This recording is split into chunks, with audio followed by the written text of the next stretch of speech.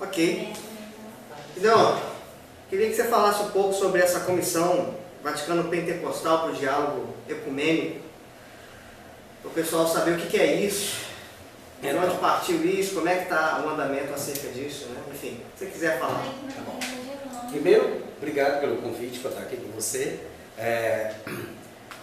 Existe um chavão clássico, já que roda de algumas décadas no meio protestante brasileiro, em específico, que eu estou reportando ao Brasil, de que o ecumenismo é a plataforma do anticristo. Então, no primeiro momento, era uma estratégia de Satanás da Igreja Católica cooptar as igrejas evangélicas, mas, para além disso, conquanto não foram as igrejas evangélicas que inventaram isso, que quem primeiro chamou o Papa de anticristo é o Lutero, ainda século XVI. Mas é interessante como essa construção é muito específica a partir da década de 60, que é uma construção da Guerra Fria. Então, o ecumenismo, primeiro que o ecumenismo é uma construção cristã. Ela vem desde o século XVII, XVIII, XIX, das instituições europeias, das instituições missionárias. Então, assim, as sociedades bíblicas nascem a partir de uma construção ecumênica das diferentes denominações, incentivando e juntando forças para produzir o texto bíblico, para a evangelização. Então, tem uma perspectiva de cooperação entre as denominações, mas objetivando quase que exclusivamente a questão do texto bíblico e depois a evangelização. E aí você tem o primeiro marco do século XX, que é o Congresso de Edimburgo em 1910. E aí você tem a grande tensão, e aí tem um livro, claro, extraordinário, do Piedra, que é um historiador da Costa Rica, que trabalha a documentação, que assim, nas versões dos livros de história, de missões, o Congresso de Edimburgo declara a América Latina evangélica, já se causa a presença católica, e aí um grupo de latinos se revolta e chama o Congresso do Panamá em 1916 como uma tentativa de se ir contra esse modelo. E o Piedra vai dizer que não é bem só isso, né? Você tem interesses fundamentais dos países europeus na colonização, principalmente na Inglaterra. Na medida que você se incentivasse a evangelização na América Latina, você iria interferir no resto, na própria África, principalmente na Ásia, onde você tinha um domínio forte da igreja, do Estado britânico, com a igreja anglicana e tensões com a própria igreja ortodoxa, com o movimento ortodoxo e com o próprio movimento católico. Então, assim, missões passa mesmo, de verdade, por documentos do Departamento de Estado, pelo arcebispo da Cantuária e assim por diante. Bom, aí vem o Congresso de Edimburgo, que em tese é um grande resgate da evangelização na América Latina. Só que o Congresso do Panamá em 1916 acontece na base americana do Panamá, que é financiado pelo governo americano. E mais uma vez o governo americano não quer que se divulgue muito, que se tenha muita ênfase com a evangelização, porque vai dar tensão para a Igreja Católica. Então, assim, no primeiro momento é uma questão meramente política. Bom, os dois congressos não têm resultado objetivo imediato, mas aí vem a Primeira e Segunda Guerra Mundial. E aí, em 1948, nasce o Conselho Mundial de Igreja, que é o que é basicamente o Conselho Mundial de Igreja? É para responder à grande crise do cristianismo europeu. Porque você tem anglicano matando protestante ortodoxo, que mata protestante luterano, que mata protestante batista, e assim por diante. É a grande crise do cristianismo europeu. Porque assim, hoje a gente fica com essa estigmatização que islâmico é terrorista, que islâmico mata uns aos outros, mas a gente esquece que o cristianismo derramou muito sangue de próprios cristãos. E aí, na pesquisa, eu descubro que o Conselho Mundial de Igreja nasce aqui, em Genebra, em 48, mas em 47 nasceu na Holanda, em Amsterdã, a Conferência Mundial Pentecostal.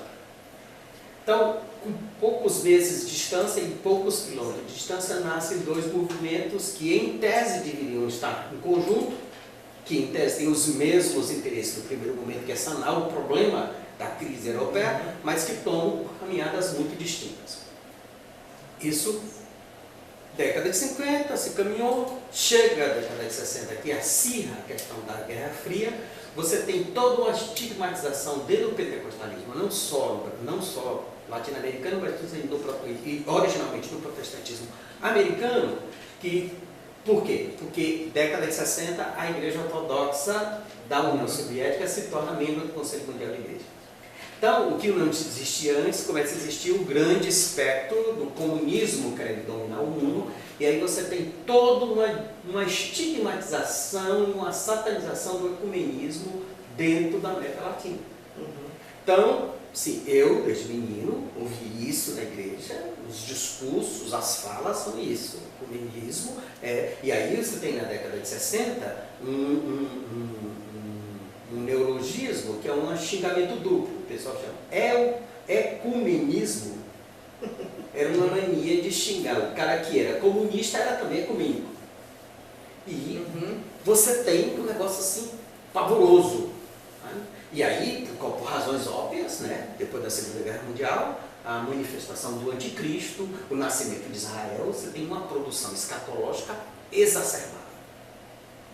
Bom, chega a década de 70, logo depois do Conselho Mundial, depois do Concílio Vaticano II, você tem uma mudança da Igreja Católica em relação aos protestantes em geral, e ao próprio mundo aos protestantes. Quer dizer, se a Igreja Católica sempre abominou os protestantes, chamam de seita, você começa a ter uma nova postura. Uma postura que vai e volta, de vez em quando, né?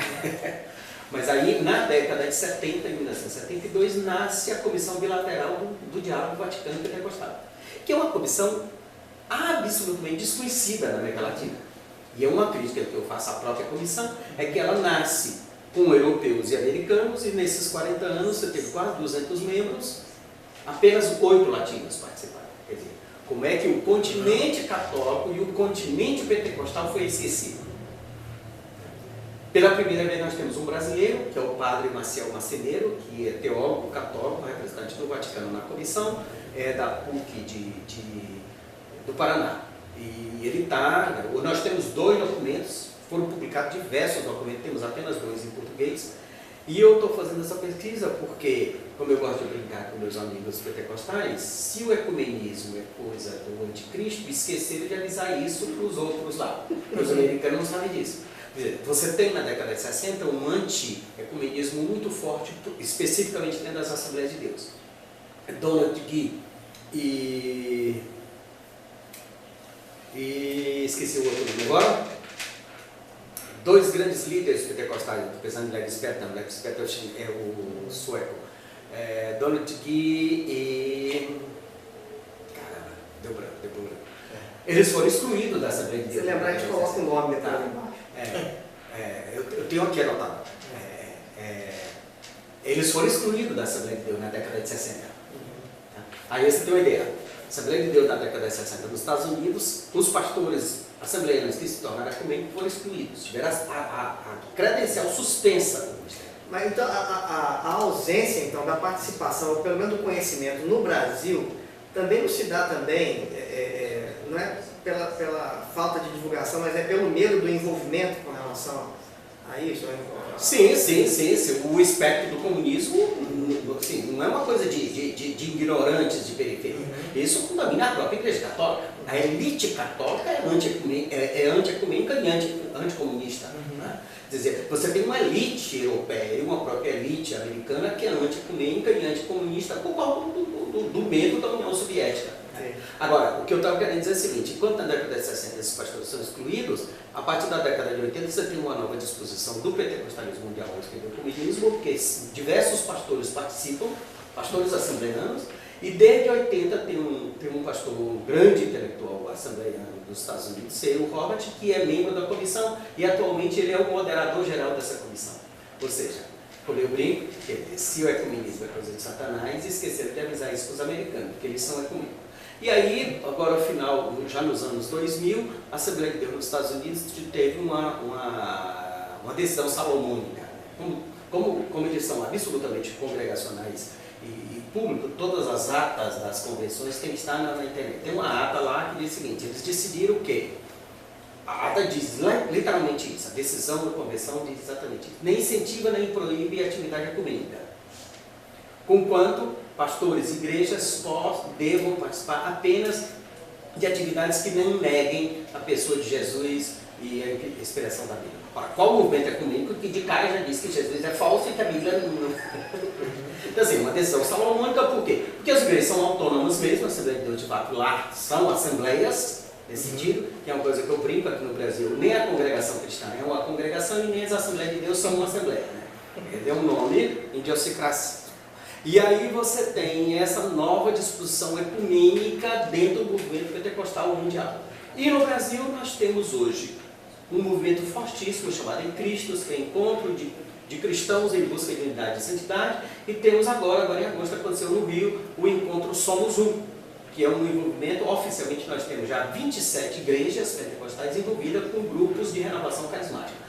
Que aí, brincadeiras à parte, eu digo, um movimento que nem evangélicos, nem católicos, nem ecumênicos e nem pentecostais previam. Se o Espírito sopra onde quer, ele está soprando até onde não sabe que ele existe. Porque apareceu um movimento de grupos de renovação carismática com algumas igrejas pentecostais que estão tendo um grande movimento e que agora vai cada vez mais crescer, porque estrategicamente tem um grande apoio do Vaticano, porque o Papa Francisco já participava de reunião de renovação carismática e pentecostais na década de 80 na Argentina. Para nossa tristeza, a Argentina está à nossa frente nesse caso. Então. Ô, Gideon, obrigado, Felipe. Eu queria só fazer uma última pergunta. Vocês sabem que eu sou de arte cênica, né? E assistia muito o programa Provocações do Abu Janra. E ao término ele fazia uma pergunta para os seus entrevistados, né? Que era assim: qual a pergunta que você gostaria de eu ter feito a você e eu não fiz, né? Eu queria jogar essa pergunta, mas qual é a pergunta, primeiro para você, Felipe? Primeiro para mim? Que você gostaria que eu fizesse a você e não fiz, mas que você ainda não tem a resposta. Já era difícil a primeira pergunta. Cara, isso Agora ficou mais difícil ainda, conseguiu complicar mais ainda.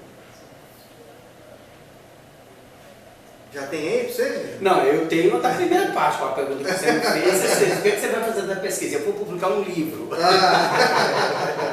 Aguardem, o livro está aqui, inclusive, só o rascunho. Deixa eu já fazer marketing, fazer um de marketing. Precisa, por favor. Ecumenismo e pentecostalismo, a relação entre o pescoço e a guilhotina. Bom, David Duplessis, como é que... David Duplessis. É o autor.